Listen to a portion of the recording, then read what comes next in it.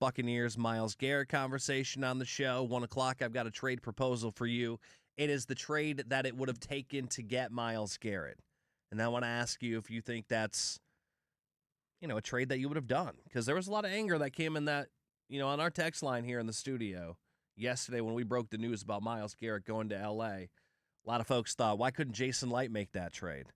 Well, we've got what it would have looked like for the Buccaneers. You can tell me whether or not you would have made that trade if you were Jason Light. That's coming up at 1 o'clock. But yesterday, Myles Garrett did something that Mike Evans never did. And you can say Mike Evans did it, but I still don't feel like he did it. Myles Garrett posted a farewell statement yesterday to Cleveland. To Cleveland, Northeast Ohio, and every Browns fan. Now, I'm not going to sit here and read it all for you because I don't want to put you to sleep. I appreciate you being here. I don't want you to leave.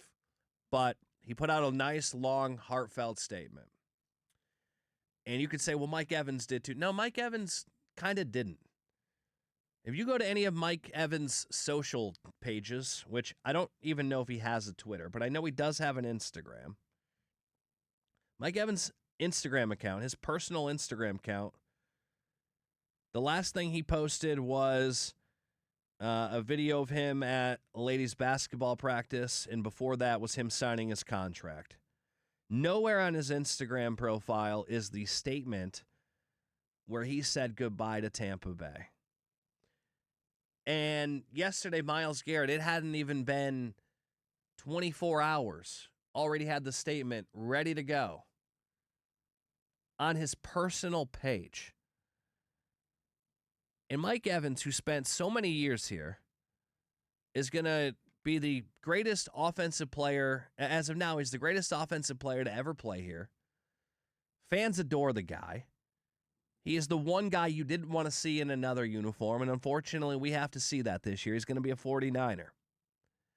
Why didn't we get the same sort of message from Mike that Cleveland got from Myles Garrett? Now, are my feelings hurt by it? No.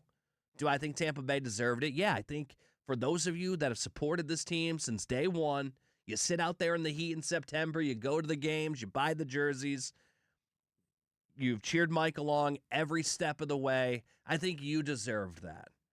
And you never got that. And I just, my question, I guess, is like, why? What happened at the end here that obviously we're just not privy to? Because I think Mike Evans, or at least I thought Mike Evans loved Tampa Bay. Remember, it wasn't very long ago. He's like, I want to be a Buck for life. And then the way that he left was bizarre. Now, I can confirm the official statement that he, quote-unquote, put out but didn't post on his personal pages. His agent sent that little graphic that they had created to multiple media members and said, hey, will you share this? Which I thought that was weird in itself. I don't know if Myles Garrett's team sent it out to media members in Cleveland and said, hey, will you share this? I think Myles Garrett, now I don't know for certain. Maybe they did. Maybe that's normal. I don't think it is. I don't recall Steven Stamkos' media team hitting any of us up when he went to Nashville and say, hey, will you post this farewell goodbye? He posted it himself. But Mike Evans' agent hit up members of the media, said share this, which I thought was bizarre in itself. But I thought it was more bizarre that Mike's personal page never said anything. Tim, when Tom Brady left New England, did he say goodbye to New England? That was a story in and of itself. He had a weird departure with New England. So did he not say goodbye? Did he pull a Mike Evans? No, if I remember correctly, he did. And then he said goodbye to New England, the fans, when he came to Tampa. But then when he retired, New England was totally expecting for the Patriots to be listed in his retirement speech, and it wasn't. Ah, okay. So a lot of New England fans were pissed, to say the least, that. And then Tom, I think, had to come out and be like, I'm a Patriot, blah, blah, blah. Like, basically saying, I thanked you the last time around. I don't need to thank you now. Interesting.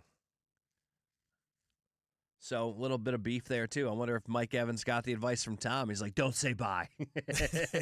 Just wait until you retire. Screw your goodbye. Just screw the Tampa Bay Buccaneers." No, and look again. My feelings aren't hurt by it, but that was the first thing that I know I'm not alone in that. I think a lot of Tampa Bay Buccaneers fans probably saw that yesterday and thought that's kind of weird. And look, I guess I want to know. If you asked me, what? If you could create any Netflix documentary or any ESPN 30 for 30, I would ask to know about Mike Evans' departure. I'd love a documentary on this because I think there's a lot of layers here. I mean, I don't know if the fans, was something said or did the fans do something wrong after the debacle in Atlanta that he didn't like and felt they turned his back on him? I don't know. Even if there was all the stuff with Todd Bowles and the Bucs, the fans are separate from that. If you don't want to say goodbye to the organization and you didn't like what was going on there and you were unhappy and, I get not saying bye to your former employer. Let's use it for everyday life. Like if I were to leave this radio station, right, and I went to another radio station and I wasn't happy. I'm speaking hypothetically. I am happy here. But let's say I wasn't happy here. Management's a pain in the ass. Don't let me do the things I want to do. I wouldn't write a message to management and be like, hey, I appreciated working with you guys, but I would to the team. I would to the fans, right? Like I would want a chance to say goodbye to the people that listen to this show every day. So that to me is where but there's something else there that I'm missing. To me, it's interesting. Now, we are getting a couple text messages. Nick, let it go. His Mike Evans Family Foundation page had the message. It was nice and directed to the fans. He's gone. Move on. And I'm a true Bucs fan. No, I understand that. I understand he had the what I call AI-generated goodbye. It did look like AI.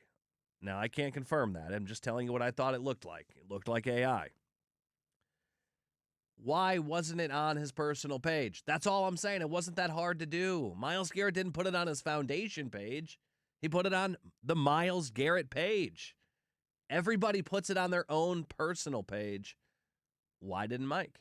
It just felt like it didn't come from Mike. Plus, on top of that, you had the agent, telling us to spread the news. So, I don't know. That was just my thoughts. Again, my feelings aren't hurt over this. I'm over it. I think the Bucs are going to be just fine. I wanted to see him retire as a Buck, but I think they're going to be just fine. But I still found it very odd that he never said bye. So that's my take on that. When I saw that yesterday, it made me think of good old Mike Evans. I do want to talk about Myles Garrett in a different way. I want to talk about the trade. A lot of, I talked about this earlier. A lot of text messages came into the radio station